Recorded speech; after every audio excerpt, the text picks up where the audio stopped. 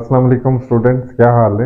आज हमने फॉरेस्ट पढ़ने कि पाकिस्तान का ओवरऑल फॉरेस्ट कितने आइदर ये सस्टेनेबल हैं या नहीं, या हमें क्या काम करना चाहिए इनको सस्टेनेबल बनाने के लिए, सो दैट जो कमिंग जनरेशन हैं वो भी इनको यूज करें। तो चलिए शुरू करते हैं आज के टॉपिक को। अगर फॉरेस्ट देखें तो ओवरऑल जो एक आइडियल कंडीशन होती है किसी भी कंट्री के लिए, तो उसे 20 से 30% के इन बिटवीन फॉरेस्ट होने चाहिए। बट अनफॉर्चुनेटली जो पाकिस्तान में 2 से 3% फॉरेस्ट है हमारे, और जो कि इंतहाई कम है, जिसकी वजह से आप देख रहे हैं कि जो अभी हमारी कंडीशन है, जो क्लाइमेटिक चेंजेस आ रही हैं पाकिस्तान में, तो ये स्वेयर होती जाएंगी।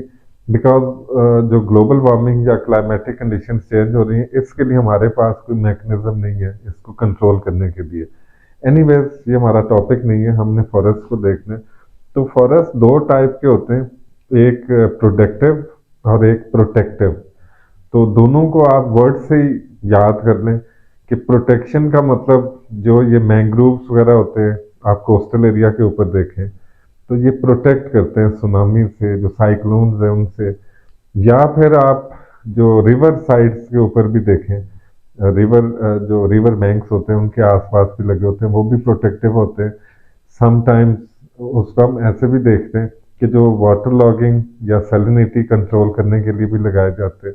माउंटेन्स के ऊपर जो लगाते हैं ट्रीज, तो वो भी प्रोटेक्टिव होते हैं, बिकॉज सॉइल इरोजन को वो रोकते हैं, और उससे डैम्स के अंदर जो सिल्टेशन का प्रॉब्लम है वो कम हो जाता है।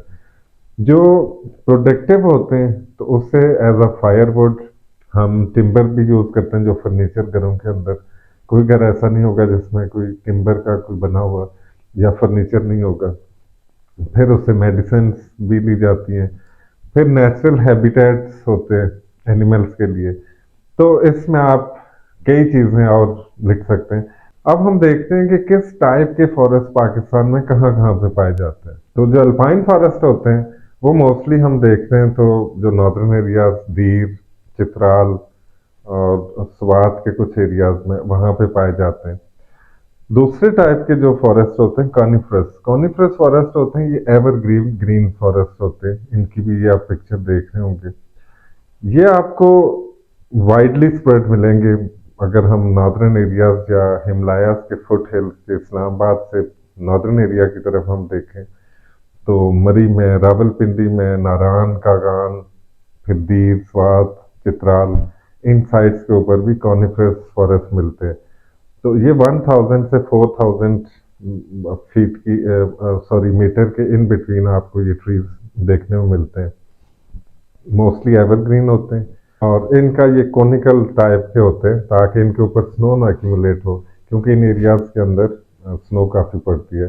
तो ये नेचुरली ये इस तरह से आपको नज़र आते हैं। ये एक बहुत बड़ा हमारे लिए टूरिज्म का अट्रैक्शन होते हैं ये ट्रीज। आप देखें मरी का गान, नारायण, कितने टूरिस्ट जाते हैं, तो टूरिज्म के लिए अगेन इम्पोर्टेंट होते हैं।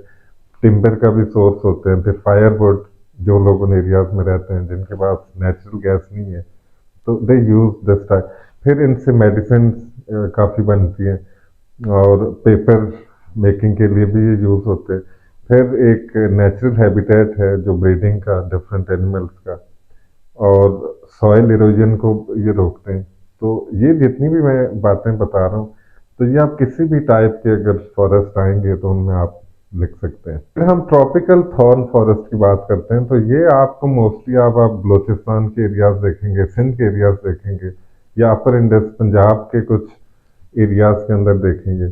तो यहाँ पे ये आपको मिलेंगे। इनको राख भी कहते हैं, ट्रॉपिकल थॉर्न फॉरेस्ट या राख। इनकी आप पिक्चर देखें तो ये कांटेदार से आपको नजर आ रहे होंगे, और स्कैटर्ड ये ट्रीज होते हैं। क्योंकि जो हमारा अगर लो लैंड का क्लाइमेट देखें तो वो या तो सेमी एरिड है या एरिड है। तो वहाँ पे जो ट्रीज हैं वही नेचुरली ग्रो करेंगे जिनको पानी की कम ज़रूरत होती है, या less water is required for those trees. या जहाँ पे हमारी इरिगेशन नहीं है तो वहाँ पे आपको ये ट्रीज मिलेंगे। तो ये भी एज अ फायरवुड यूज होते हैं, या एज अ फोडर, जो जानवर जो पत्ते वगैरह खाते हैं इनके। तो या लोग जो घर बनाते हैं इन एरियाज के अंदर, तो वहाँ पे इनकी ब्रांचेस या स्टेम वगैरह यूज होते हैं। अगर हम सब ट्रॉपिकल स्क्रब की बात करें तो ये भी हमें सिंध के एरियाज़ के अंदर या हमें बलूचिस्तान के या पंजाब के कुछ एरियाज़ के अंदर मिलता है। तो अगेन ये भी आप डेजर्ट के आसपास के जो एरियाज़ हैं थर में ज़्यादा ये पाए जाते हैं, या थल डेजर्ट के अंदर आपको मिलते हैं, या हारान डेजर्ट के अंदर। तो इसको आप इस हिसाब से याद रखिएगा कि जो सब ट्रॉपिकल थॉर्न, तो ये भी कांटेदार ही होते हैं और डेजर्ट का पौधा है बेसिकली। तो डेजर्ट में पानी कम होता है, तो इसकी जो करेक्टरिस्टिक्स आपके सामने आपको नज़र आ रहा होगा कि इसकी जो रूट्स हैं वो काफ़ी डीप सॉइल के अंदर जाती हैं ताकि वहाँ से ये न्यूट्रिएंट्स और पानी वगैरह ले सके। और ये भी कांटेदार झाड़ियाँ टाइप होते हैं। अगर कोई पिक्चर आ जाए तो आपको वो डेजर्ट सा नज़र आ जाएगा, तो आप लिख सकते हैं कि सब ट्रॉपिकल फॉरेस्ट। रिवरेन फॉरेस्ट होते हैं, जो रिवरेन या बेला फॉरेस्ट। तो जो रिवर इंडस है या इसकी ट्रिब्यूटरीज हैं, तो इसके आसपास जो प्लांटेशन करते हैं जो गवर्नमेंट एनजीओ या फार्मर, तो आपको बड़े बड़े लाइन रोज में नजर आती है इस टाइप के फॉरेस्ट, तो उनको हम रिवरेन या बेला फॉरेस्ट कहते हैं। अगेन वो भी फ्लड से एक प्रोटेक्शन है, इरोजन से प्रोटेक्शन है, और ब्यूटी है, सीनिक ब्यूटी है। फिर शेड देते हैं, सायेदार दरख्त होते हैं ये। वाटर लॉगिंग को भी कम करते हैं, जैसे यूकलिप्टस ट्रीज। तो इस टाइप के आपको रिवर इंडस और उसकी ट्रिब्यूटरीज के साथ साथ मिलेंगे। ये आपको मैप में अभी नजर भी आ रहा होगा। मैंग्रोव फॉरेस्ट हैं। अब जो मैंग्रोव फॉरेस्ट हैं बेसिकली ये आपको कोस्टल एरिया में, चाहे वो सिंध का कोस्टल एरिया हो या बलूचिस्तान का कोस्टल एरिया हो, तो इसमें ये सॉल्टी पानी के अंदर होते हैं। ब्रॉड इनके लीव्स होते हैं, और इनके लीव के आगे आपको टिप सी नजर आएगी, जिस तरह पानी का एक कतरा नीचे गिर रहा है। तो बड़े चौड़े पत्ते होते हैं, ये फॉडर भी यूज होता है। फिर इनके जो पत्ते नीचे गिरते हैं, ये न्यूट्रिएंट्स होते हैं जो फिश वहाँ पे आके ब्रीडिंग करती है, या ओशियन के अंदर या अरेबियन सी के अंदर भी जाते हैं इसके न्यूट्रिएंट्स। तो अगेन प्रोटेक्शन है, प्रोटेक्शन फ्रॉम सुनामी या साइक्लोन। और ये भी एक सीनिक ब्यूटी भी है ऑफ कोर्स उस एरिया की। बट अनफॉर्चुनेटली जो हमारे मैंग्रोव ट्रीज हैं उनको काट काट के तो वहाँ पे हाउसिंग सोसाइटीज बनाई जा रही हैं। यही अलमिया हम पूरे पाकिस्तान में देखते हैं कि जो फॉरेस्ट हैं उनको काटा जा रहा है और साथ में हाउसिंग सोसाइटीज बनाई जा रही हैं, जो कि इंतहाई डेंजरस और अनसस्टेनेबल वे है कि आने वाली नस्लों के लिए तो यहाँ पे डेजर्ट ही मिलेगा। तो इस चीज़ को वी हैव टू लुक, हम सब ने भी देखना है। इरिगेटेड फॉरेस्ट, तो जो इरिगेटेड फॉरेस्ट होते हैं, तो जैसे छांगा मांगा है या साहिवाल के अंदर, चीचावतनी के अंदर, तो इस टाइप के जो बड़े बड़े फॉरेस्ट बनाए जाते हैं, तो उनको पानी दिया जाता है। और इस तरह जो वहाँ की जो इन्वायरमेंट है वो भी बेहतर होता है, क्योंकि जो ट्रीज हैं ये तो कार्बन डाइऑक्साइड अब्जॉर्ब करते हैं और ऑक्सीजन रिलीज करते हैं, तो उससे वहाँ का इन्वायरमेंट अच्छा होता है। फिर अगेन फॉडर और वो सारी चीज़ें जो मैं पहले एक्सप्लेन कर चुका हूँ, तो वो इसका बेनिफिट होता है इन चीज़ों के लिए। तो क्लाइमेट के ऊपर भी इसका एक अच्छा खासा इम्पैक्ट पड़ता है। तो जो कॉजेज हैं डिफॉरेस्टेशन के, तो वो बहुत ज़्यादा हैं। मैं चंद आपके सामने रखता हूँ कि अब लेट से कि एक जगह पे डैम बन रहा है कहीं फुट हिल्स में, तो बहुत बड़ा डैम बन रहा है, तो ऑफ कोर्स जो उसकी सराउंडिंग होगी वो सारे के सारे ट्रीज हमें काटने पड़ेंगे। तो ये एक रीजन हो गया। हम रोड बना रहे हैं, तो जब क्योंकि डेवलपमेंट हो रही है पाकिस्तान में, तेजी से पॉपुलेशन बढ़ रही है, तो जहाँ जहाँ पे भी रोड बनेगी तो वहाँ से ट्रीज कटेंगे, डिफॉरेस्टेशन हो रही है। लोग घर बना रहे हैं, डिफॉरेस्टेशन, दरख्त काटने उन्होंने लकड़ी, लोगों ने लकड़ी जलानी है क्योंकि सर्दियां हैं। नॉर्दर्न एरियाज की मैं बात करूँ अगर, नॉर्थ वेस्टर्न, तो गैस बहुत महंगी है। अगर उनको सीएनजी या एलपीजी जो सिलेंडर के अंदर प्रोवाइड की जाए सस्ते रेटों के ऊपर, चीप रेट के ऊपर, तो शायद ये हमारी कंट्रोल हो जाए डिफॉरेस्टेशन।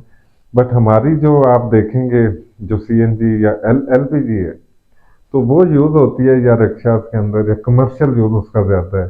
पर्पज उसका यही था पाकिस्तान में लाने का कि हम डिफॉरेस्टेशन कंट्रोल करें, बट वो हम गैस यूज कर रहे हैं on the other hand commercial activities के लिए। तो डिफॉरेस्टेशन होगी, ऑफ कोर्स इससे ज्यादा बढ़ रही है। फिर हम देखते हैं कि जो टिम्बर माफिया है, जो लोग स्मगलिंग करते हैं, जो लकड़ी बेचते हैं, महंगी लकड़ी ला के बेचते हैं, तो डिफॉरेस्टेशन हो रही है, चोरी कर रहे हैं। अब अगर हम इफेक्ट्स की बात करें तो डिफॉरेस्टेशन के मैसिव इफेक्ट्स हैं पाकिस्तान। अब नॉर्दर्न एरियाज की हम अगर बात करते हैं, सिर्फ नॉर्दर्न एरिया को देखें, तो जहाँ जहाँ डिफॉरेस्टेशन होती है वहाँ पे सॉइल इरोजन, लैंडस्लाइडिंग स्टार्ट हो जाती है, रोड्स बंद हो जाती हैं, लोग हॉस्पिटल्स नहीं जा सकते, स्कूल्स नहीं पहुंच सकते। जो सॉइल इरोजन होके आगे डैम्स के अंदर आती है, जैसे इंडस रिवर के ऊपर तरबेला या मंगला डैम, वहाँ पे सिल्टेशन के प्रॉब्लम आते हैं। इतना ज़्यादा वहाँ पे एक्यूमुलेट हो जाती है सिल्ट की ये मिट्टी कि जो हमारा वाटर रिजर्वायर कैपेसिटी है वो कम हो जाती है। या जो टरबाइन चलते हैं, जो हाइड्रो इलेक्ट्रिसिटी पैदा करते हैं, उसके जो फैंस हैं वो टूट जाते हैं समटाइम्स, उसके ऊपर जब ये सिल्ट पड़ती है। इस तरह जो फ्लड्स आते हैं, तो फ्लड्स को कंट्रोल भी नहीं किया जाता, अनफॉर्चुनेटली वो कंट्रोल नहीं होता, क्योंकि वाटर जो सरफेस रन ऑफ है, जो पानी वो तेजी से इकट्ठा होकर नीचे की तरफ आता है और फ्लैश फ्लड तबाही कर देता है आगे आबादी की। अगर वही ट्रीज हों तो पानी वहां पे रुक जाता है, थोड़ा स्लो हो जाता है। और जो हमारा जो जमीन का अंडरग्राउंड वाटर टेबल है, तो वो भी रिचार्ज नहीं होता अगर डिफॉरेस्टेशन ज्यादा हो, क्योंकि सरफेस रन ऑफ बहुत तेज हो जाता है, वरना रूट्स को पकड़ के तो आहिस्ता आहिस्ता पानी अब्जॉर्ब हो जाता है, वाटर टेबल भी इंक्रीज होना शुरू हो जाता है। ये इफेक्ट है। फिर जो क्लाइमेटिक चेंजेस है, अब अनइवन डिस्ट्रीब्यूशन ऑफ रेनफॉल, ये भी एक इफेक्ट है। कार्बन डाइऑक्साइड ज्यादा हो जाती है, ऑक्सीजन कम हो जाती है, गर्मी ज्यादा पड़ जाती है किसी एरिया में, रेनफॉल का कोई प्रिडिक्ट नहीं कर सकते, एपो ट्रांसपिरेशन भी नहीं हो पाती, क्योंकि जितनी ज़्यादा ग्रीनरी होगी तो वहाँ से इवेपोरेशन होके तो जो कन्वेक्शनल रेनफॉल है वो होती है, बट नहीं हो पाती, तो रेनफॉल कम हो जाता है। फिर जो सीनिक ब्यूटी है वो खत्म हो जाती है, तो टूरिज्म के ऊपर बहुत बड़ा इम्पैक्ट पड़ता है, जिससे अनएम्प्लॉयमेंट क्रिएट होती है, या सीजनल जो टूरिज्म है वो खत्म हो जाता है, तो लोग अनएम्प्लॉयड हो जाते हैं, और वो रूरल टू अर्बन माइग्रेशन बढ़ जाती है। तो अब ये मैं जो बातें कर रहा हूँ, आप अगर देखें तो कॉज एंड इफेक्ट, यही ग्लोबल पर्सपेक्टिव में भी चाहिए होता है, यही रीजनिंग स्किल्स हैं, यही चीज़ आपको ज्योग्राफी में, हिस्ट्री में, इस्लामियात में, आप अगर ओ लेवल या सीआईई की जितनी भी चीज़ें देखें, तो कॉज एंड इफेक्ट, रीजनिंग, आपकी रीजनिंग स्ट्रांग होनी चाहिए। चाहे ये फॉरेस्ट पढ़ रहे हो, चाहे एग्रीकल्चर है, चाहे टोपोग्राफी है, जो भी आप कर रहे हो, तो रीजनिंग इज द की। जितना अच्छा आप रीजनिंग करेंगे उतने अच्छे आपके मार्क्स मिलेंगे। एनीवेज, अब हम बात करते हैं कि जो हमारी रियल एग्जांपल, अभी बिलियन सुनामी ट्री जो इमरान खान या पीटीआई गवर्नमेंट ने स्टार्ट किया था, तो उसका एक बड़ा इम्पैक्ट पड़ा है अभी जो रिसेंट फ्लड आया है, जो हमारा 2022 का फ्लड है। तो स्वात में काफ़ी एरियाज के अंदर जो लोग थे उनकी जो जिंदगियां बच गई हैं, just because of this billion tsunami tree, क्योंकि पानी का जो फ्लो था वो स्लो हो गया और लोगों के घर और उनकी जिंदगियां बच गई। तो बिलियन सुनामी ट्री एक बहुत अच्छा प्रोजेक्ट है। इस तरह के और बड़े प्रोजेक्ट अभी इमरान खान ने ये अनाउंस किया था कि 10 बिलियन ट्रीज का हम प्रोजेक्ट लेके आ रहे हैं। तो ये सस्टेनेबिलिटी की तरफ हम आहिस्ता आहिस्ता जा रहे हैं। तो ये गवर्नमेंट का बहुत अच्छा एक इकदाम है कि इस तरह के प्रोजेक्ट स्टार्ट कर रहे हैं। तो सस्टेनेबल फॉरेस्ट्री की अगर हम बात करें, तो बड़ी इम्पोर्टेंट चीज़ ये है कि अगर हम एक ट्री काटते हैं फॉर एनी रीज़न, तो हम इमीडिएटली उसकी सैपलिंग या उसका पौधा दोबारा से हम लगाएं। दूसरी चीज़, सस्टेनेबल हम फॉरेस्ट को इस तरह बना सकते हैं कि सिलेक्टिव कटिंग मेथड यूज़ करें, कि हम वो ट्रीज काटें जो हम देखें कि डेड हो रहे हैं, या जिनकी growth with in 3 to 5 years वो पूरा प्लांट बन जाते हैं, वो काटें। तो या फिर कोई ऐसे लॉज हम बनाएं, एनजीओ के थ्रू हम एक कंपेन लॉन्च करें, गवर्नमेंट कंपेन लॉन्च करें, लोगों में एक अवेयरनेस क्रिएट करें कि फॉरेस्ट की इम्पोर्टेंस है क्या।